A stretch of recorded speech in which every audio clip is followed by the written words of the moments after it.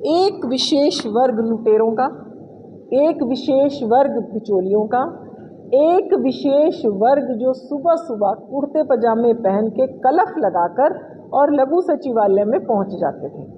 हुड्डा साहब की सरकार थी, उससे पहले इनेलो की सरकार थी। वो बिचौलिए बदलते रहते हैं। वो पहले इनेलो की सरकार में काम करते थे, फिर हुड्डा साहब की सरकार में काम करने लगे।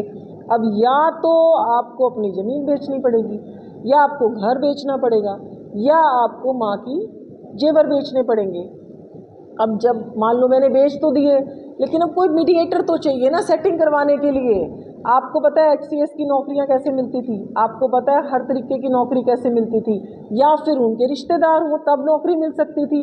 लेकिन अब मान लो मैंने ज़मीन भी बेच दी, मैंने 50 लाख रुपए इकट्ठे कर लिए, लेकिन अब सेटिंग करवाने वाला तो कोई चाहिए विशेष वर्ग के लोग। वो लोग अब उन सब की दुकान बंद होगी, क्योंकि ना तो अब वो लघु सचिवालय में दिखते, अब उनके सबके कुर्ते पजामे खुंटियों पर टंगे हुए हैं। तो ये था वो विशेष वर्ग लुटेरों का, बिचौलियों का, सेटिंग करने वालों का।